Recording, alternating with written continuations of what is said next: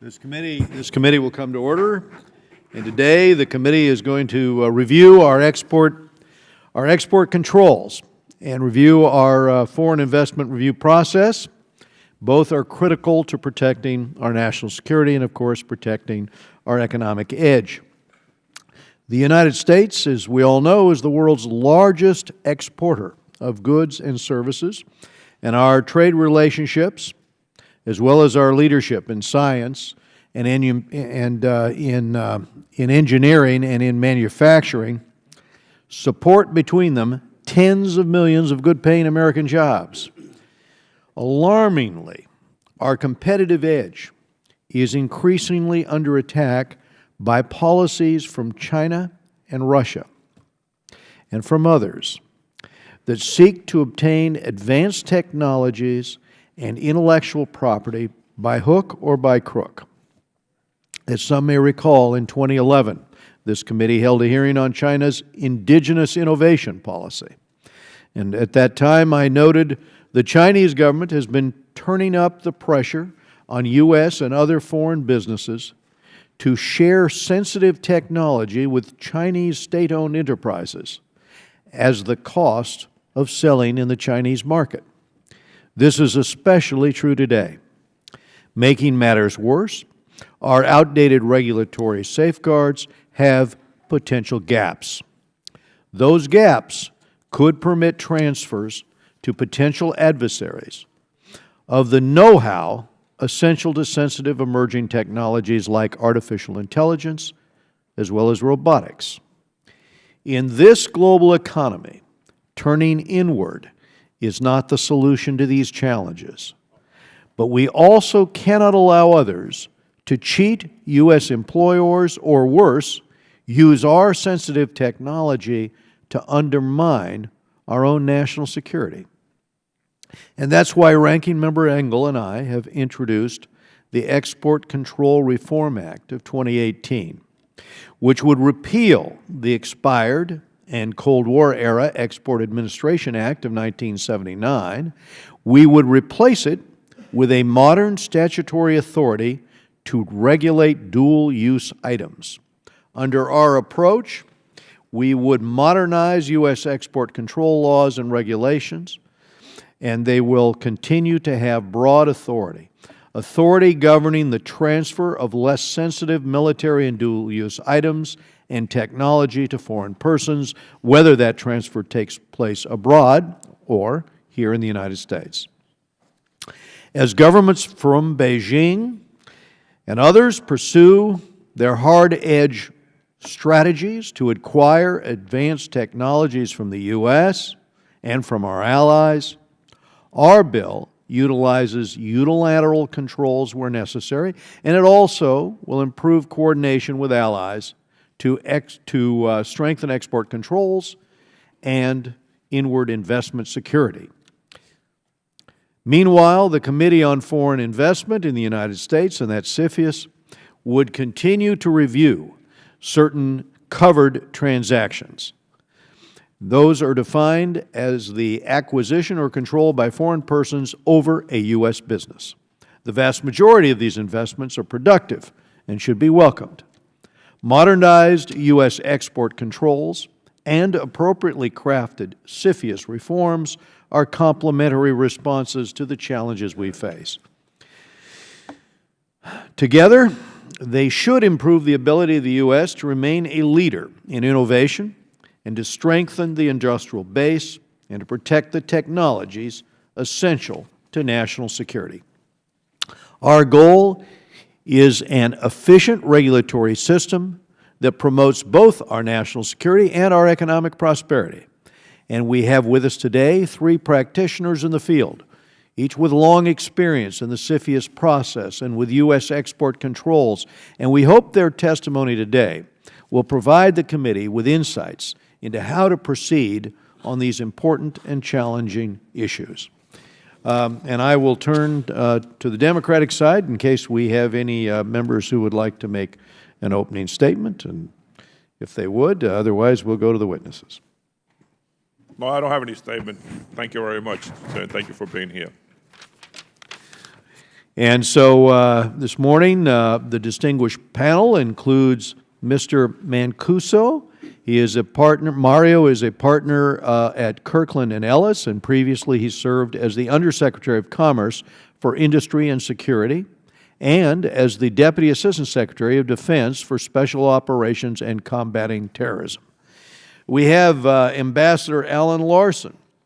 He serves as Senior International Policy Advisor at Covington and Burling. Previously, Ambassador Larson served in a series of senior government positions, including as the Undersecretary of State for Economic, Business, and Agricultural Affairs, and as the Ambassador for the Organization for Economic Cooperation and Development. And we have Mr. Kevin Wolf, partner at Aiken Gum Strauss Hauer and Feld. Previously, he served as the Assistant Secretary of Commerce for Export Administration within the Bureau of Industry and Security. So without any objection, the witnesses' full prepared statements are going to be made part of the record. The members here are going to have 5 calendar days to submit any statements or questions or any extraneous material for the record. And we'll begin with Mario Mancuso, and we'll ask him to summarize, sir, your remarks, and we'll go down the panel. Sure. Thank you. Chairman Royce, Ranking Member Engel, and other distinguished members of the committee, thank you for the opportunity to testify this morning. I'm delighted, obviously, to be with all of you and with my fellow panelists. As Chairman Royce mentioned, my name is Mario Mancuso. Over the course of my career in government, I've had the great privilege to serve in a variety of roles in the U.S. national security and foreign policy enterprise. I served as Undersecretary for Industry and Security, as Deputy Assistant Secretary of Defense for Special Operations, a member of the Global Markets Board of the National Intelligence Council, and as a forward deployed military officer in combat.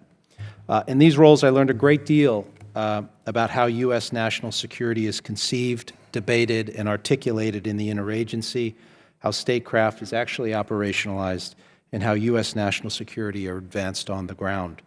I learned a great deal about the differences between ideas and execution, between inputs and outputs, the importance of legal authorities, resources, and accountability, and the need for modesty, especially in presuming what we know and do not know and cannot know and do. Today, I'm a visiting senior fellow at the Hudson Institute for International Security, where I continue to work on questions that relate to U.S. national security strategy and statecraft in the emerging security environment. I'm also a partner at Kirkland & Ellis, where my practice focuses on matters that relate to U.S. national security regulation of international activities. I want to be clear from the outset, I'm here today in my personal capacity. The views I express here are mine alone, and they should not be construed as the views of Kirkland & Ellis or its clients. I'm here to offer some observations in my capacity as a former government official about these topics and to answer your questions. I will not discuss any specific case or matter that has been or is currently before the U.S. government. As this committee knows well, both CFIUS and export controls are important instruments of U.S. statecraft. By design, they aim to effectuate a selective denial strategy, which itself is premised on an important assumption, that the U.S. has certain things that others want and don't have. While globalization has rendered that assumption outdated in many areas, for certain emerging and foundational technologies, for example, artificial intelligence, robotics, augmented and virtual reality, etc., that assumption is still generally true today.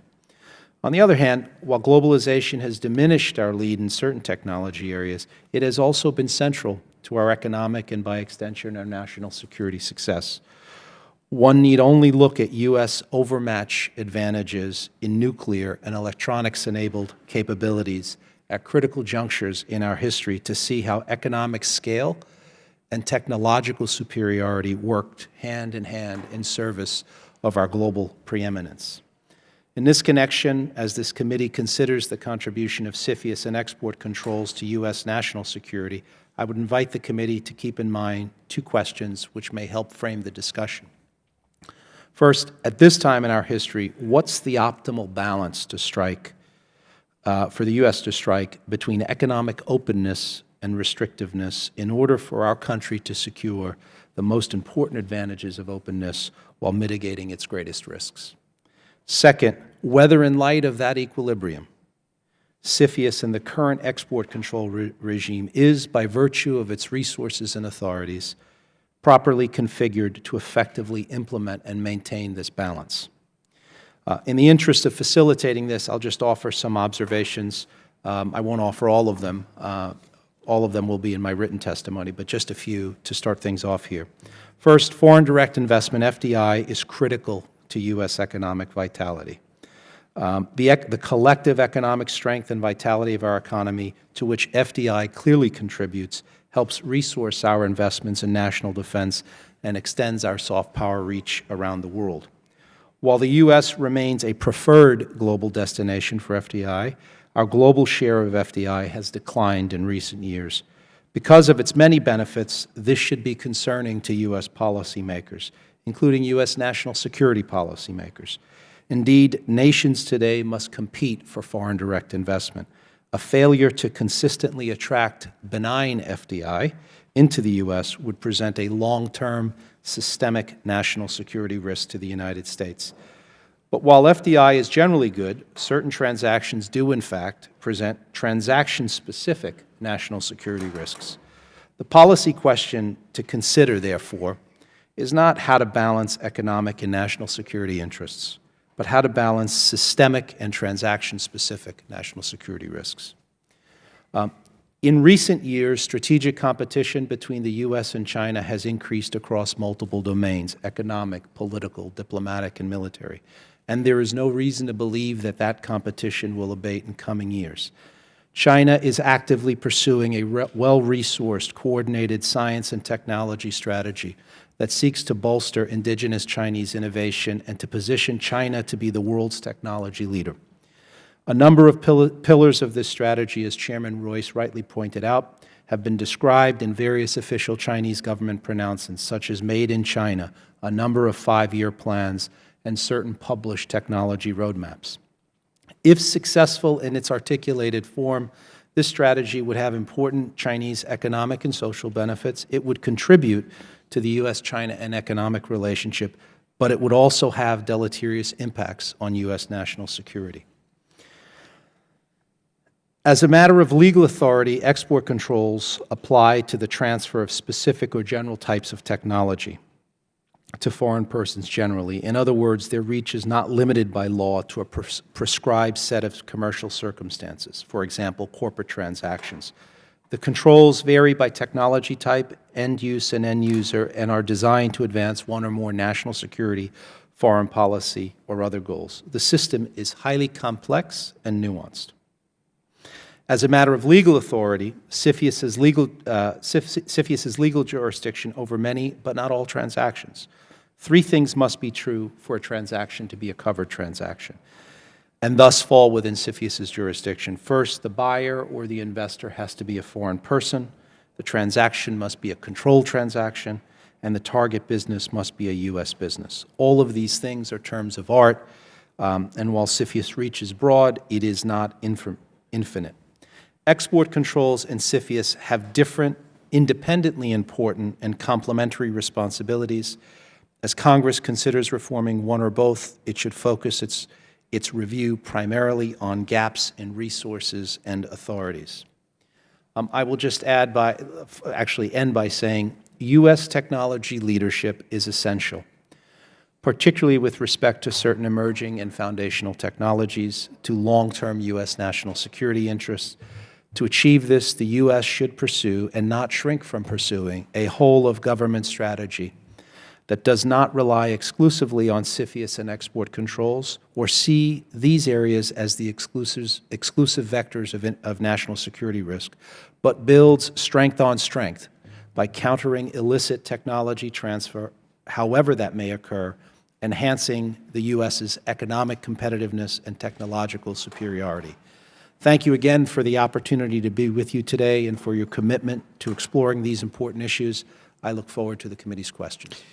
Thank you, Mario. We go to Ambassador Larson. Mr. Chairman, Mr. Engel, distinguished members, I am delivering my testimony today on my personal responsibility and not on behalf of the organization where I work, nor its clients. Nevertheless, my views have been informed by over a dozen years at Covington and Burling and 32 years at the State Department. At each organization, I had responsibilities for CFIUS, trade, controls, and sanctions.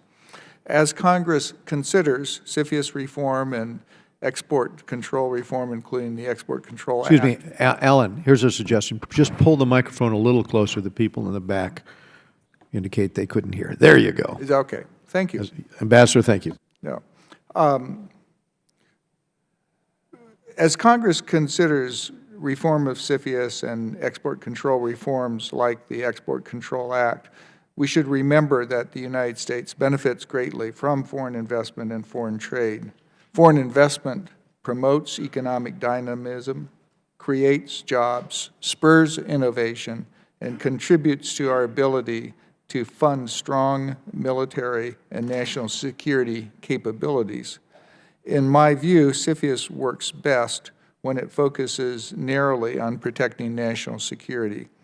Certain investments that give a foreign person control over a U.S. business can have national security implications.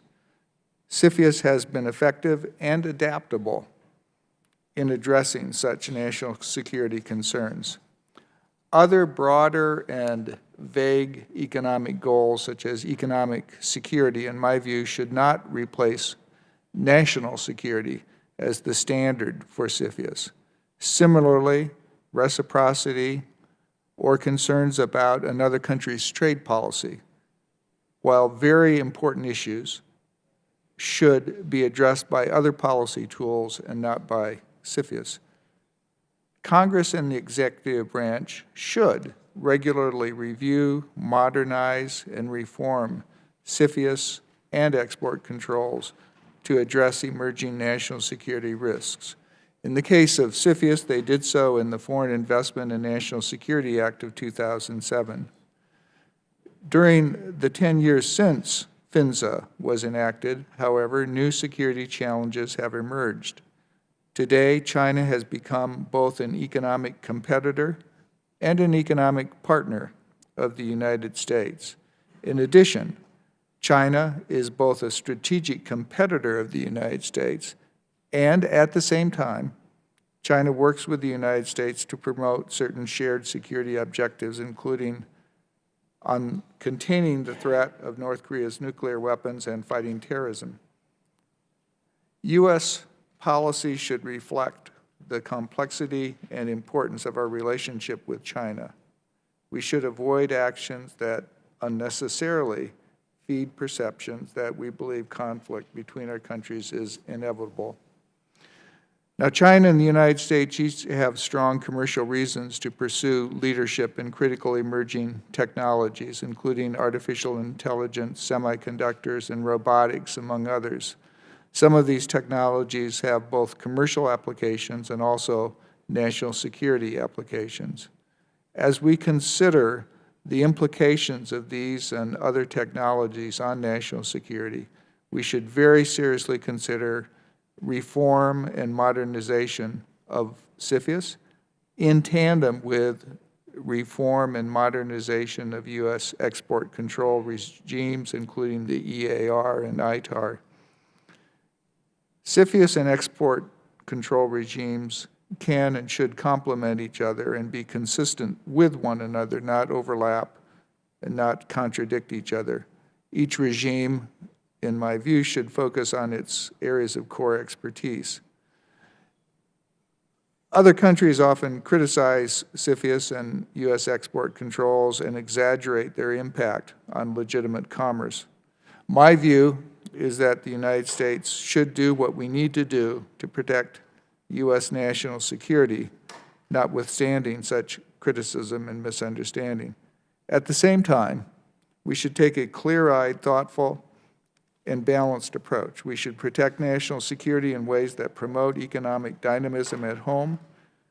We should protect national security while avoiding, to the maximum extent possible, actions that unnecessarily foment misunderstandings. The United States can and must build deeper and stronger economic and strategic cooperation with China while protecting national security. And in my opinion, we should see reform of CFIUS and of U.S. export control laws as complementary to such a clear-eyed strategy. Thank you, Mr. Chairman. Thanks, you, Alan. Mr. Wolf. Thank you, Chairman, Ranking Member, for holding this hearing, for introducing the bill, raising the topic. Thanks also to Senators Cornyn, Feinstein, and Congressman Pittenger for raising the issue in their bill as well. This is a very important topic, and from my time in the government, I agree that the underlying motives and concerns to be addressed by each of the bills and the topics should be addressed, and they're real and legitimate. And this has been a terrific example of a quality public debate on a very serious, difficult issue. By the way, also, the views I expressed today are my own and not on behalf of my firm or any of its clients. So I think most people agree with the underlying issue to be addressed and the concern that you described well in your opening statement. The issue is how best to address it in a way that does more good than harm. And in general, with export controls and CFIUS, there are two primary approaches that are being discussed. And one approach is a very broad, open-ended scope of controls or investment authorities that is safe, that catches large numbers of transactions, and one decides later whether there is a transaction of concern or technology to be transferred that would be of concern. And the other approach is a much more tailored, specific set of controls where the government does the hard work up front to identify what the threats are and to address the controls more directly with fewer collateral consequences, less uncertainty, and less harm to foreign direct investment. So my role, in my view, is that to the extent that any of the concerns that are being discussed in either of the bills deal with technologies of concern that are not now controlled by the export control system, but that should be, the best way to address it is through the existing export control authorities. Very simply, all of export controls can really be reduced down to one sentence. They are the set of rules that govern the export, re-export, and transfer of technology, software, services, and hardware to specific end uses, to specific destinations, and to specific end users for various national security and foreign policy purposes. That's my entire professional life in one sentence. I feel very small all of a sudden. Anyway, within the export administration regulations, there are lots of tools to address each of these issues depending upon what the threat is in very tailored ways to avoid unintended consequences and strains on government resources. The rules are capable of being adapted unilaterally and quickly for emerging technologies that are of concern that weren't identified as part of our list review efforts. They are capable of addressing specific end users, and specific destinations. The descriptions of the technology and the types of information that can be captured and controlled by these regulations is infinitely variable, going from, at its earliest stages of information, developmental technology or know-how, and leading up all the way through production and operation and use technology. To go right to the answer to the question of this hearing, how do we best address and regulate cutting-edge technologies for national security reasons? Frankly, I think the answer is in your bill in Section 109, and it lays out a process of requiring the government through an interagency process, drawing upon all the experts that are within the government and outside the government in industry and academia to identify what the threats are and what the choke point technologies and other information are to address the concerns that you well described in your opening. To publish those as drafts so that industry has a chance to review it and comment on it, to avoid unintended consequences and to make sure that it's clear and understandable. If it's an emergency situation, use the existing authorities within the export administration regulations to tag those and control those technologies immediately. But to the extent it is not an emergency, work with our interagency friends to submit to the multilateral regimes these same technologies so that our allies are controlling it as well for the same reason. To support and fund the administration of these regulations for education and outreach, and for very aggressive enforcement of the controls for a level playing field, and then have a process in place to regularly review and update the controls as threats and technologies evolve.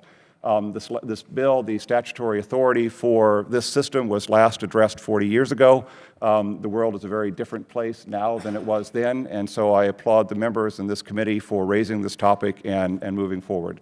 And with that, I'm happy to answer whatever thoughts or questions you might have. Mr. Wolf, thank you. And for the committee members here, the challenge, the reason Elliot and I have introduced this bill is this new export control statute is because the Export Administration Act, which has been around for a long time, it was designed to handle trade controls on the Soviet bloc.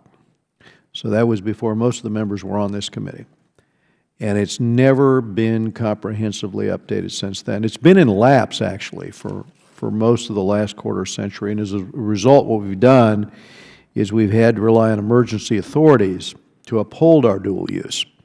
And that's why we're focused on this legislation. As Mr. Wolf noted, it is key to control emerging critical technologies that may become essential to national security.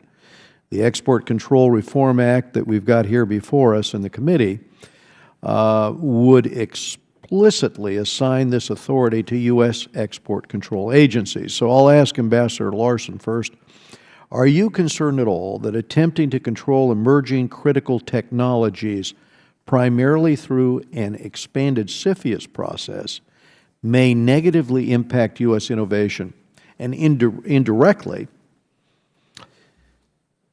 technology advantage? Well, thank you, Mr. Chairman. I think that one of the things I learned in government was that we were usually most effective if we had the parts of our government that had the expertise and the knowledge to lead. And so in respect of controlling the export or transfer of critical U.S. technologies, my first point of emphasis would be on the export control regimes that we've used in the past. I support the idea that those need to be updated to take into account the changed geopolitical situation, the changed technological situation, but I think that's the first way to start. I think CFIUS does a good job on its mandate, and its mandate has been to ensure that there are not acquisitions by a foreign person of control of a U.S. company that would impair the national security. And that can include instances where that U.S. company has critical technology. So, and I think CFIUS has handled that responsibility well. I think they're complementary, but I think we've got to have export controls Precisely. in statute, and that's what we're focused on. Precisely. So here's another question, and I'll ask this one of Mr. Mancuso or Mr. Wolf.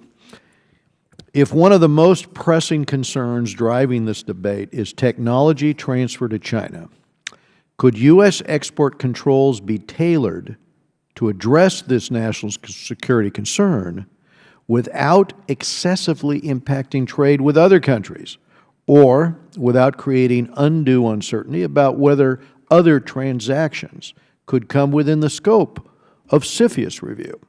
Mr. Wolf, if you'd like to start. Yes, absolutely. That's my primary point about the beauty of the export control system, in that it is infinitely tailorable to address specific technologies at whatever stage of their concern, at whatever stage of their development that are of concern, for transfer to specific end users or specific destinations or for specific applications. And that way, once you identify what the threat, once the national security experts identify what the concerns are that would harm our national security in terms of altering our edge on a variety of different areas, you can, through the export control system, either unilaterally or multilaterally or both, identify those technologies specifically and clearly and tailor them in such a way so that it doesn't affect the types of transactions or countries or end users which are not a threat, particularly with respect to the allies.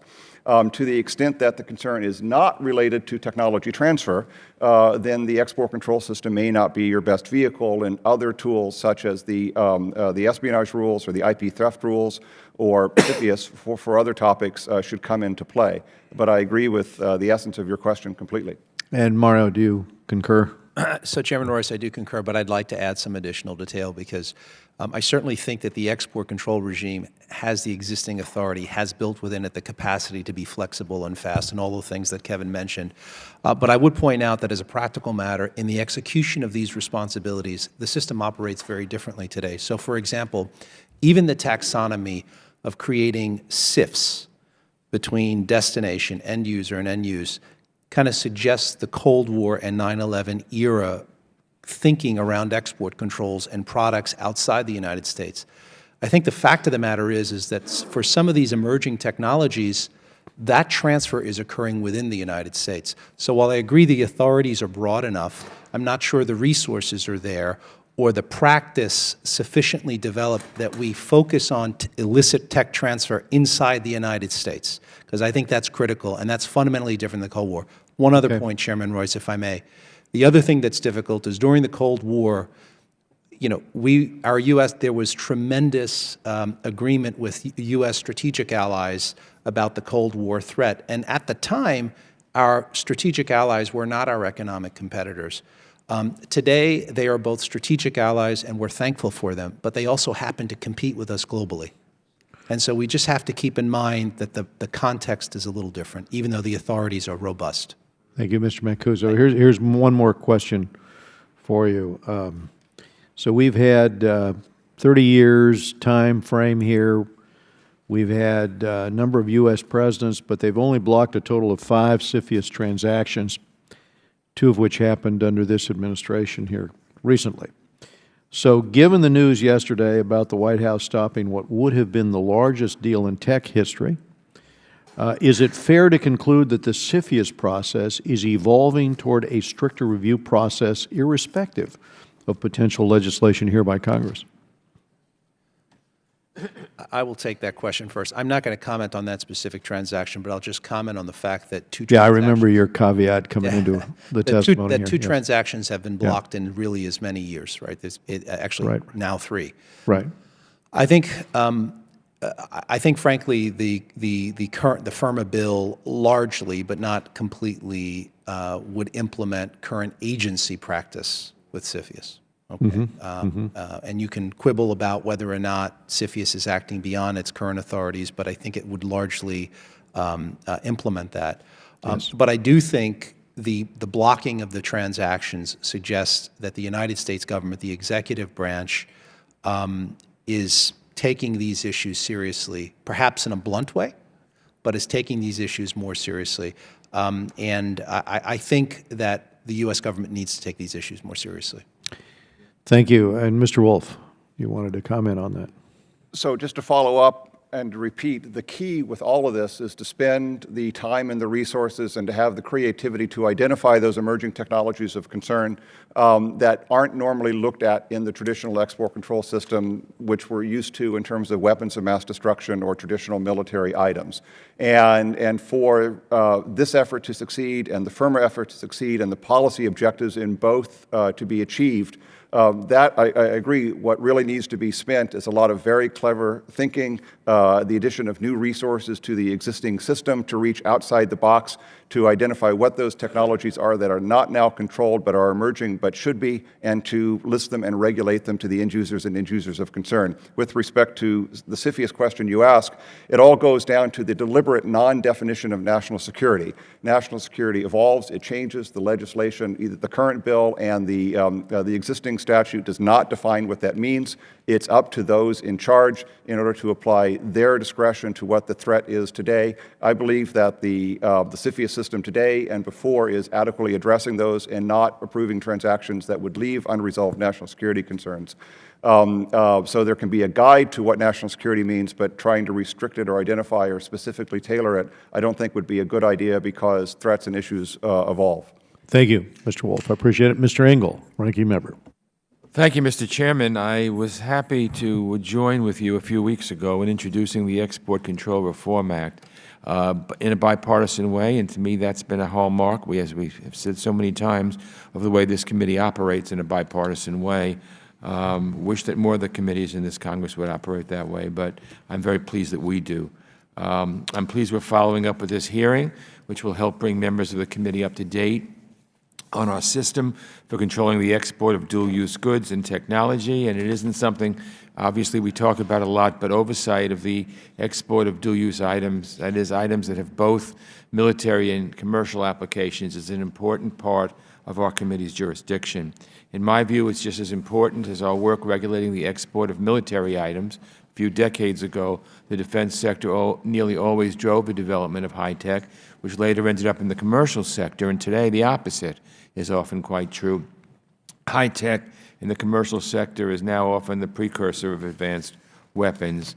So your bill, Mr. Chairman, will help us take a fresh look at our export control system to bring it up to date with the modern reality of the way these technologies are developed and sold, and it would give us an updated charter that grapples with the global risks of sensitive technology falling into the hands of our adversaries.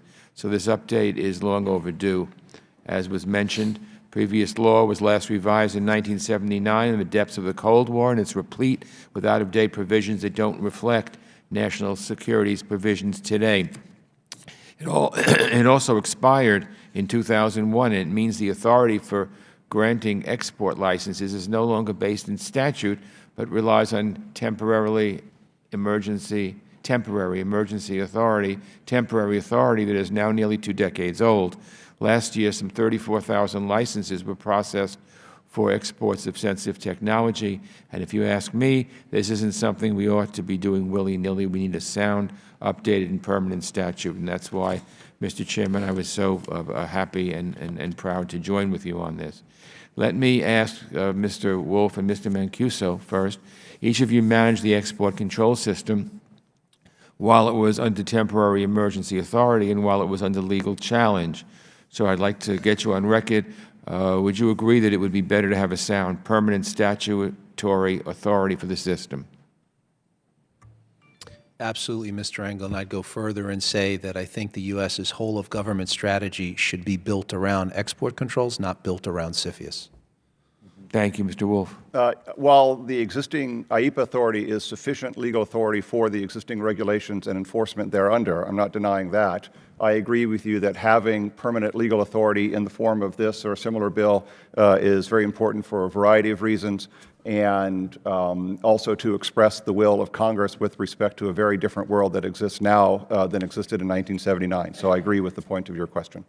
Thank you, and let me ask you another one, Mr. Wolf and Mr. Mancuso. And last year, the Export Control Bureau at Commerce and its partners at DOD and State processed 34,000 licenses, and the trend will continue to be upward. Are the government's resources adequate to handle that volume and make good decisions? I'll start with Mr. Mancuso. So just like any enterprise, the government can't do everything everywhere all the time. The number of those licenses, I think BIS has historically been under strain. I'll defer to Kevin on his recent experience. I served for President Bush in that role.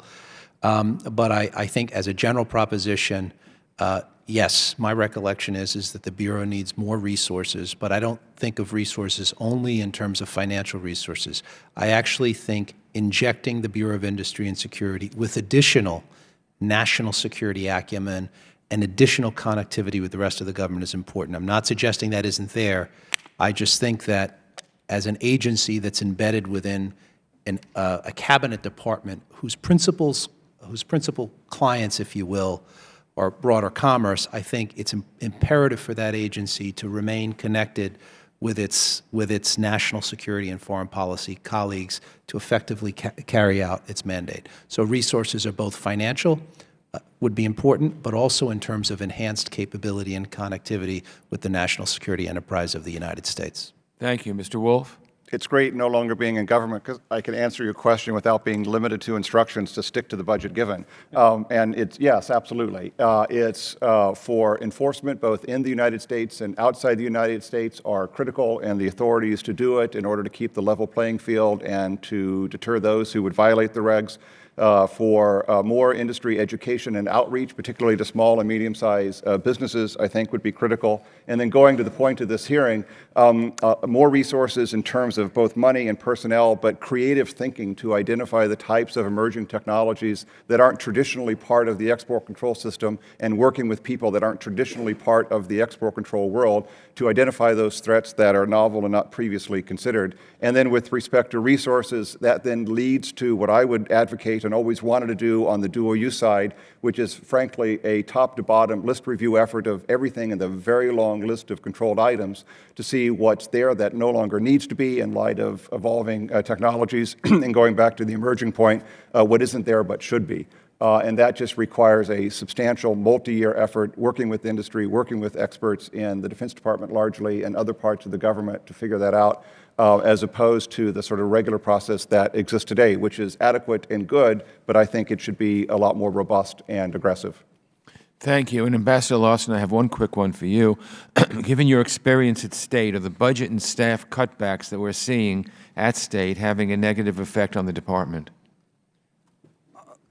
My judgment, I haven't worked there for 12 years, but my judgment is that it's very hard for the State Department to do the missions that it's been asked to do with such tight budget situation. Certainly in the areas I was responsible for in economics, I think that's true. Thank you. Thank you, Mr. Chairman.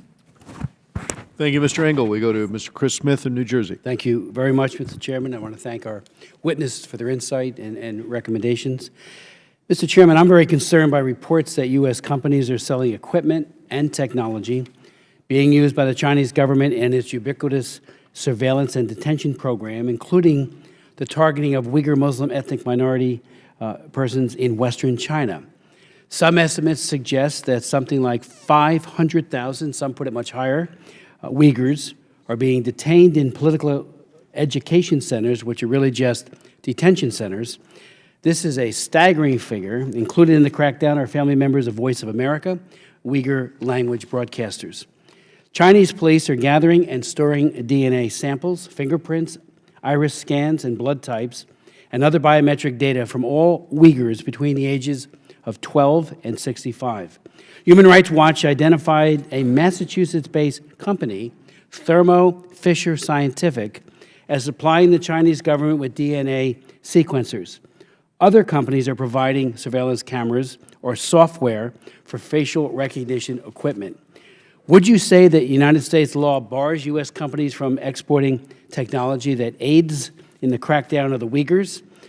To me, that would seem clear, the clear intent of the 1978 amendment to Section 502B of the Foreign Assistance Act of 1961, which states that export licenses may not be issued under the Export Administration Act of '69 for the export of crime control and detection instruments and equipment to a country, the government of which engages in a consistent pattern of gross violations of internationally recognized human rights, unless the President certifies in writing to the Speaker of the House and the Chairman of the Committee on Foreign Affairs and the Senate Foreign Relations that extraordinary circumstances exist warranting provision of such assistance and the issuance of such a license.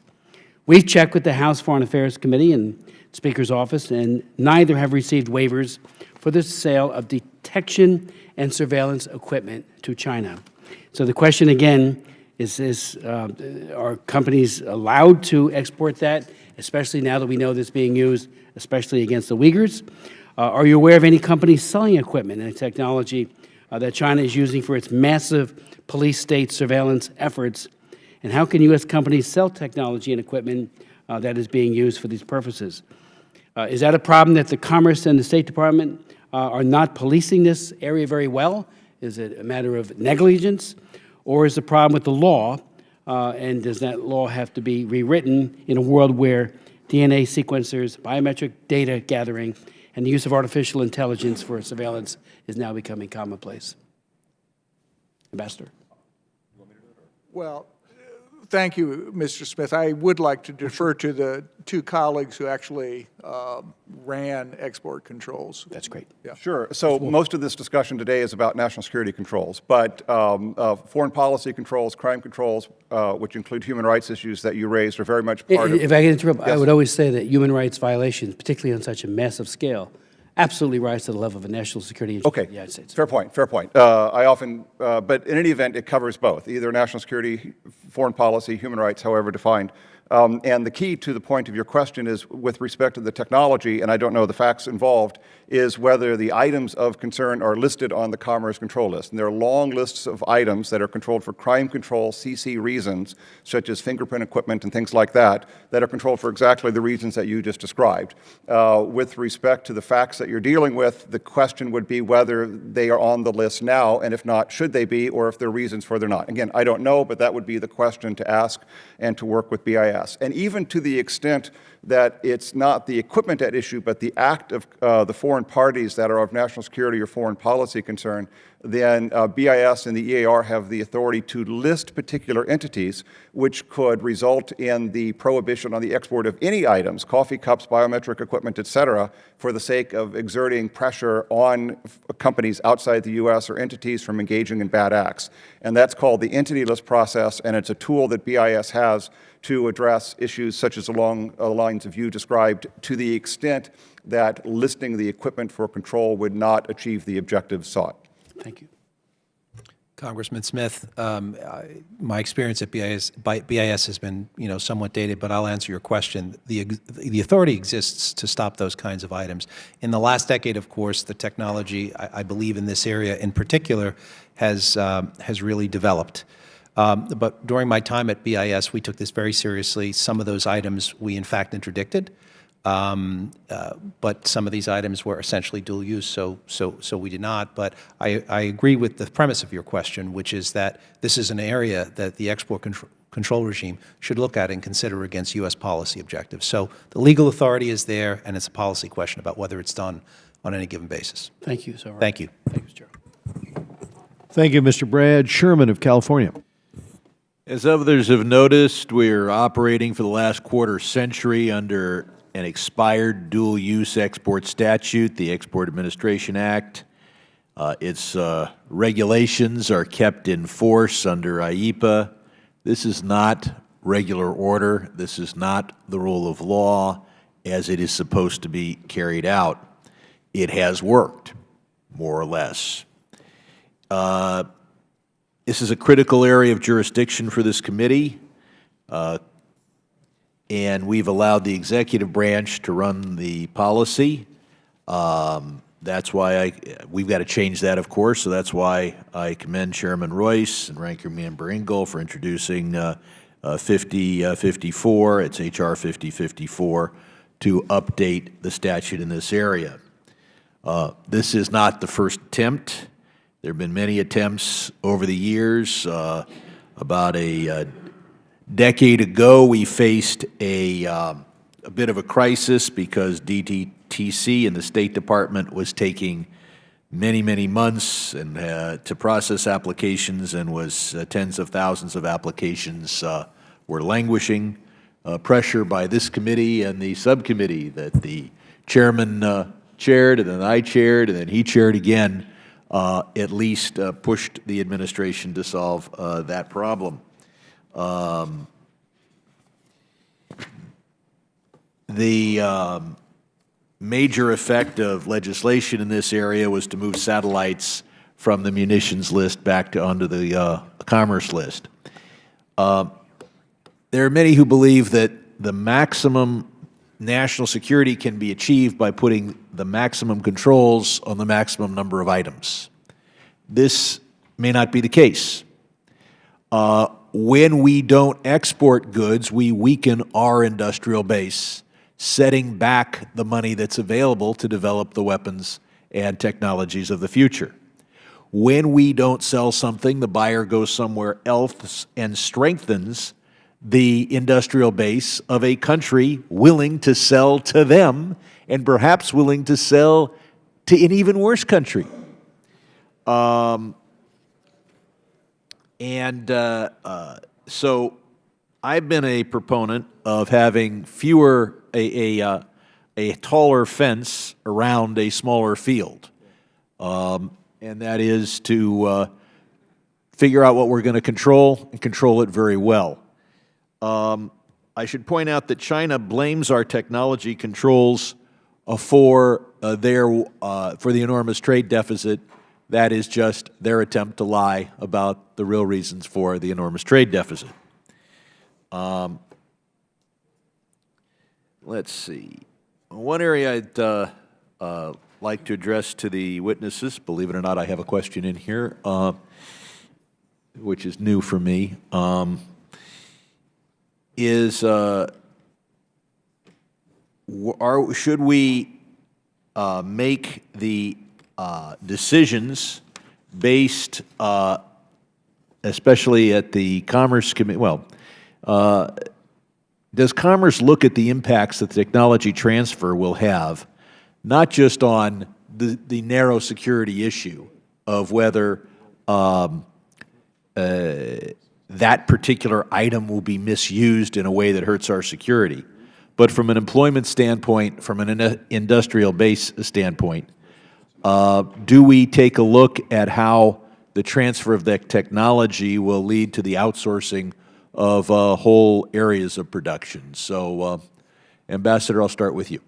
Does Commerce take a look at the industrial base and especially the jobs issues? Thank you, Mr. Sherman. If I may, because my expertise doesn't lie primarily in the Commerce Department, I'd Then I'll like go to to answer Mr. Wolf. the question in a broader frame. Is that all right, or shall I just turn? Why don't we go to the people who answered in a narrow way? Sure. I'm not of the view of those who subscribe to there should be a balance between national security and jobs or economic security. National security is paramount, and all decisions are to Yeah, regulate. I'm asking here, are there times where we should say no, not because that one item Right. could hurt our national security, but because the export of that particular technology will allow a competitor to enter a whole new field that previously had been dependent on U.S. technology? I'm not saying say yes to create jobs. I'm saying there are times we should say no to protect jobs. That variable is not a factor in what the Commerce Department considers when deciding whether to approve or deny an individual license. It's if that technology would create a national security threat, you approve or you deny it or mitigate it. So if there's a crown jewel that supports tens of thousands of jobs in America because we have that technology, Commerce may allow it to be exported. Mr. Manusco. So Congressman Sherman, I would take the approach, no, we wouldn't, because we don't balance national security against jobs. We certainly balance I think you're making the same mistake on the question. No, actually, do we say no, you can't export that item, even it may be consistent with national security, but because the export of that item means a whole industry is being exported? I think it's important to keep in mind the two risks you identified, the transaction risk and systemic risk, this industrial base issue. I think with respect to certain crown jewels where the actual law, national security loss in any given transaction, an export of the crown jewel, to use your example, well, I would take the position we don't balance that. If it's a crown jewel, it's a crown jewel. On the other hand, we have to be very discerning about what is a crown jewel, because there are many technologies that might be sensitive but are not crown jewels. And with respect to those, economies of scale matter. Lower grade semiconductors are a good example of why we export them around the world and why it's important to export those around the world, because the U.S. has an interest in protecting crown jewels but has no interest in creating protected foreign markets. I've gone over time. I yield back. Has no interest in creating protected foreign markets if it's not advancing a U.S. national security interest. We go to Mr. Ted Yoho of Florida. Thank you, Mr. Chairman, and I appreciate you guys being here. I could sit here all day and talk to you guys about this stuff because I think it's so important.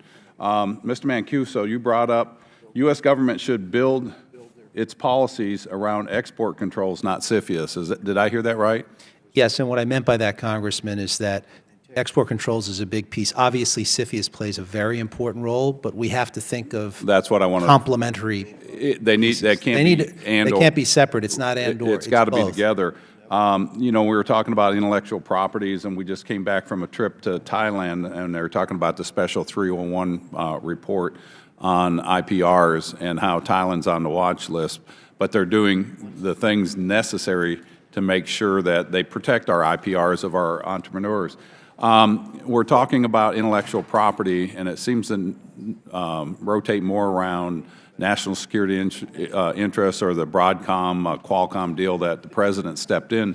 And as Chairman Royce brought up, the current administration did step in twice of the 5 times that were done in a period of years. And if you have an aggressive executive office, that's well, but we need to make sure that the rules are in place. And I bring up, it's not just the intellectual property on a national security or with semiconductors or things like that. I was in a meeting yesterday where our researchers from our land grants were working with biogenomes with plants. And he says, I'm an adjunct professor in China because they pay me 3 times what I'm paying here. And what they're doing is they're taking our intellectual property and research and development in the ag science fields, taking them over there, and it's not benefiting us. They're benefiting from our beginning research. And I think this, too, is something that should be looked at differently than we do now. And we've seen this over and over again. We saw the story up in Iowa where the Chinese operatives were stealing GMO corn, taking it over there. And again, it's a competitive advantage that they will get over us. So with that, is anybody looking at like the biosciences? And with that, I want to just, before you answer that, the Chinese government plans to pour $9 billion into the National Precision Medicine Initiative before 2030. That's a lot of money, and it's similar. The U.S. has only put in $215 million to their $9 billion. And it's clear that they're going to get the competitive advantage. And then one has to wonder, why is China building such a large pool? Right now they have 30% of the world's genomics that they control. And I can see this as a weapon in the future. You know, when you can start manipulating genes against the population, and we've had our medical researchers say that they'll start drug trials. They run out of money here. China picks it up and finishes it. So this drug that we put the initial research into, it gets developed with an Asian population, and it may not work the same in a Western population. And so are we looking at those as strong as we are on radars and semiconductors in your experience? And that's for all of you. So Congressman, I would distinguish, so export controls and CFIUS are complementary, but they're only 2 instruments we have to counter some of the things. So things like industrial espionage, you know, frankly, the purposeful stealing of technologies, export controls is likely not going to catch. We need other instruments for that, and other parts of the government have been working on that. I can't tell you that my information is up to date, how those what the progress of those efforts are, but if the premise of your question that we should be watching that is what, if that's what it is, I agree with it. So that's when I... Well, let me narrow that down. Sure. Do we have the controls in place now to protect all the sciences that we're doing, or are we mainly just focused on the telecommunications and the semiconductors? This goes to, and then I'll pass it over to Kevin. We have the authorities to control all of that. The government as a whole needs to, and regularly does, discuss views about what technology should be controlled, but whether those specific technologies are controlled. Certainly some radars are controlled, certainly some therapies are controlled, but I'm not quite sure if all of them, at least the ones that you're thinking about, I think that's something we need to weigh in. And you brought up, countries, not individuals, today are spying. Then they've always done that, and they're always going to do that. But what we're seeing is a different geopolitics today than we had 15, 20 years ago. We have a very aggressive China going after things by hook and crook. And, it's not just the individual out there doing the espionage. It's a country. And that country is taking that stuff from us. Mr. Wolf, if you weigh in 5 seconds. Export controls are not the solution to all those issues. They're not good for industrial policy. They're not good for economic espionage or IP theft or funding issues or R&D advantages. So all of those things that you mentioned are very important, but the EAR, the Export Administration Regulations, are probably not the best place to try to address them, given the national security and foreign policy focus of them. I thank you for your time, and I'd like to follow up with you later. Sure. Thank you, Mr. Chairman. Thank you. Thank you, Mr. Yoho. we go now to Mr. Albio Series of New Jersey. Thank you, Mr. Chairman, and thank you for the members, the panel that's here today. And I just want to follow up on my good friend from Florida on some of the things that he said. I know the title of this hearing today, but I really want to get it down to basics so I can understand some things. First thing, I remember a few years ago with solar panels, we developed the panels, energy, China gets it, and then they dump the solar panels on us. I represent New Jersey. I constantly hear from the pharmaceutical industry how Canada dumps things in America, some of the things that we develop here. Now we have India. Now South America is getting into the act. I know that I keep hearing that we have the authority to control these things, these imports. How does that happen? How do we develop the energy, the solar panel energy, goes away from here, comes back here? Don't we have any kind of control on that stuff? And how do we develop these medicines in the pharmaceutical industry? And we have places like Canada, which is supposed to be our best trading partner, dump this stuff here. I mean, to me, I'm missing something. And I know, Mr. Wolf, I hear you going back and forth. Sometimes you talk too fast for me. Maybe I'm stupid this morning, but, you know, I just like to get some sort of a response. You want to talk about trade remedies? Well, I thought, yeah, Congressman, maybe I could begin to address some of your very good questions. You know, I think all of us have emphasized the fact that we need to use a multiplicity of tools. We can't just use one tool. CFIUS has a role to play. The Export Administration Act and the new legislation that's been introduced has a role to play on export controls. A lot of the problems that you're raising are ones that have to be addressed through traditional trade policy measures, things that are led by the U.S. Trade Representative's Office, but where the White House, State Department, Commerce Department play important roles. Now, you know, solar panels, there's been a decision that's been taken under the authority of Section 201 of the Trade Act. Some of the issues related to pharmaceutical products also have been a key concern. We heard earlier about some of the concerns about intellectual property theft in Thailand and measures to get Thailand to do a better job of protecting against those things. There is a very focused effort, very quickly, on China and the Section 301 investigation that is currently underway to address those practices. So those are other tools that will address some of the concerns that you're talking about, sir. I just don't know if we have the ability to get some of these countries to stop doing these things. I mean, what controls do we have? I mean, Thailand, for example, they don't have much of an economy. I mean, do we want them to stop? How do we do that? I'm sorry, Mr. Mancuso. You know, so I actually think it's, you know, Congressman, it's a very good question. The U.S. government has, you know, different agencies that have those responsibilities. I think the world in which we live, I mean, there are lots of problems that we can talk Thailand, we can talk China, and I think they're all different. The U.S. government has the capability and has the authority to do those things. But with respect to certain both economic partners and strategic competitors like China, I think our game has to be better. It has to be more coordinated.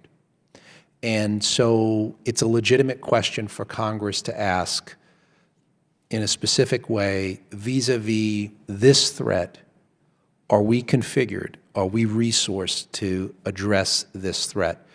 Those are important questions to ask. I wish I had better answers. We can do it.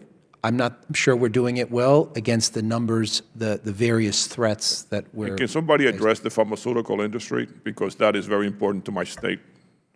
Yes, but not in the Export Administration regulations. The subject of this bill and the regulations at issue couldn't solve your problem, but many other areas, Well, while I didn't 201, think those would solve 301. the problem this Yeah.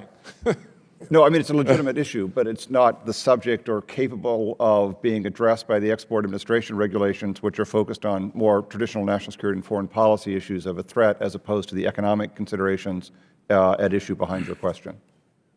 These regulations don't get to that Right. point. I get it, but Okay. do you have any regulations that get to it? Not you. How about it? Well, I think the key. I'm specifically talking about Canada and the United States. Let me put it this way. Well, and so on Canada and the United States, I think you've raised an issue that must be at the heart of the NAFTA renegotiations that are underway right now. And certainly the broad question of protection of intellectual property rights of companies like pharmaceutical companies that invest billions of dollars in developing new products lie at the heart of most of the trade negotiations that USTR leads on behalf of our government. Well, I just want to thank you. Thank you, Chairman, for that. Thank you for the questions. Next, we'll go to Ann Wagner from Missouri. Thank you, Mr. Chairman, for hosting this important hearing. This issue is important to my district, as China has been looking to expand its footprint in the Midwest. Representatives from the Chinese consulate in Chicago spent the past year networking with Midwestern government offices, including a stop in my district office. And they stated that, and I quote, "Suspicion of Chinese foreign direct investment and excessive national security reviews would be bad for the bilateral relationship." However, I was quick to remind them that failing to properly control our exports would be bad for America. I am committed to working with the committee to reevaluate our export control regime to ensure that it is up to the challenge, and I thank you. Mr. Mancuso, I appreciate your insights on the Foreign Investment Risk Review Modernization Act, or FIRMA. You noted that the bill encourages heightened engagement with our allies. The more closely we coordinate with foreign partners, the better our own export control regime will work. There is an opportunity here to expand the list of countries that participate in multilateral export control regimes, especially in Asia. For example, the U.S. has strong ties with Singapore and Malaysia, which have struggled to prevent controlled goods from making their way into North Korea and China. What, sir, can Congress do to help these countries become productive partners in our export control system? Good morning, Congresswoman. So I'll do my best to answer that question. First things first, I do think international trade and investment, foreign direct investment, in most cases is overwhelmingly positive, including with respect to China. But I think we have to be very sober about those areas where it's not. This is true for foreign investment. This is true for tech transfer, export controls. In terms of the things our government should do with respect to our partners and allies around the world, I would distinguish between treaty partners and treaty allies and partners. They're all important. We value their relationships. They all contribute something. But treaty allies, I think, are special. With respect to those, I think the United States should engage in this kind of diplomacy to ensure that our colleagues understand our perspective. They may disagree, and they're entitled to disagree. They're sovereign nations. But they should understand our perspective of why technology transfer is important and why the regulation of certain foreign investment is important. I would just point out in response to that some of our NATO allies are now considering either implementing or upgrading their CFIUS-like regimes. I think if done well, that is a good thing. I think it is in the U.S. interest that our treaty partners have resilient economies, and they have economies that support their national security interests as well, which tend to coincide with ours. Both the United States and China are deeply aware that economic and national security can't be separated, as we've stated here today at the hearing. Ambassador Larson, I'm curious about how China might respond to FIRMA. Can you give us a status update on Beijing's foreign investment law? Also, what might the Chinese version of CFIUS look like, and how would it affect our bilateral relationship? Well, thank you for the question. First of all, I've had a lot of conversations with Chinese when I was in government and the role I have now, and the complaints about CFIUS and about export controls are sort of a persistent theme. And I've been a very strong defender, actually, that the way that our government in the United States has implemented CFIUS has been very targeted and has focused on those transactions that could present a threat to national security. And I will continue to take that position, and I think that should be a position that will be embodied in the reforms that are contemplated in FIRMA. China does have a national security law that affects investment in China right now. I don't think it is implemented in as sophisticated a way as CFIUS is administered. I think that I think that it will be important when some of our Western allies implement national security-based investment laws as well, because I think having a relatively common approach, whether it's on export controls or on inward investment controls, is a strong point for us. When we can do that with our major allies, that's important.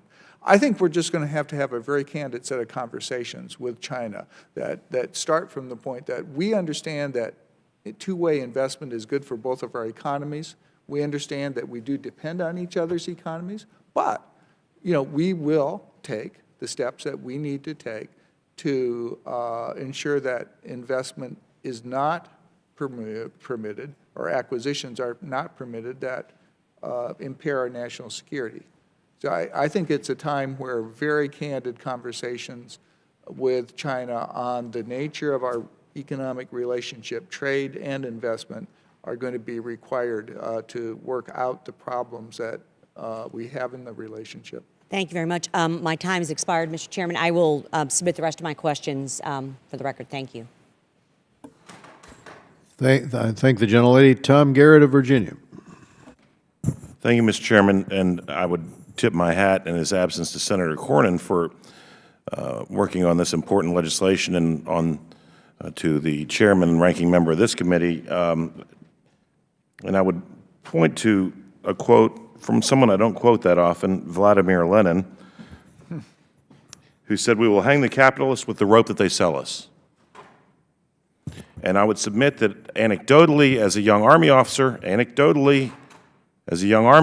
I heard a story of Q-36 and Q-37 firefighter radars finding their way to China during the Clinton administration, only to have American military warrant officers sent to help the Chinese put them back together, I presume to reverse engineer them, and those of us who knew what that counter-battery radar allowed us to do wondered how the hell they got to China.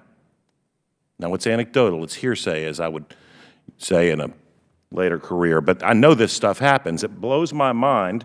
The Gen 3 GPS signals were given to our enemies under President Clinton and have literally been used, at the very least, to take the lives of our allies. And I understand that there was much made about the transfer from the NTIA to ICANN of controls over the internet, and some of it was hyperbolic and overstated, but some of it wasn't, and I wonder what the heck we're doing. So let me ask about FIRMA and CFIUS as it relates to EB-5 visas. Would the FIRMA Act extend into the realm of the granting of EB-5 visas? Mr. Mancuso. Congressman, I don't think so. I'd be surprised if they would. Does anybody at this table believe that that's not the case? I believe that that's the case, that you're correct. It does not, but in the export control system, there are prohibitions on what are called deemed exports, which are the release to technologies to foreign persons in the United States, regardless of the visa or other reason. All right, Mr. Wolf, with all due respect, and I mean that. Yeah. I got a finite amount of time. Okay. But so it does. No, but yes. And so might it make sense to extend some sort of congressional oversight and review to the EB-5 visa issuance process, Mr. Larson? I think that Congress can and should look at all things that it thinks could be important. And do you think it could be important to make sure that we're giving EB-5 visas to the right people who might not have dual source technology at their fingertips by virtue of a permanent residence in the United States and a business that essentially manufactures what might be sensitive technology? Yes or no, please?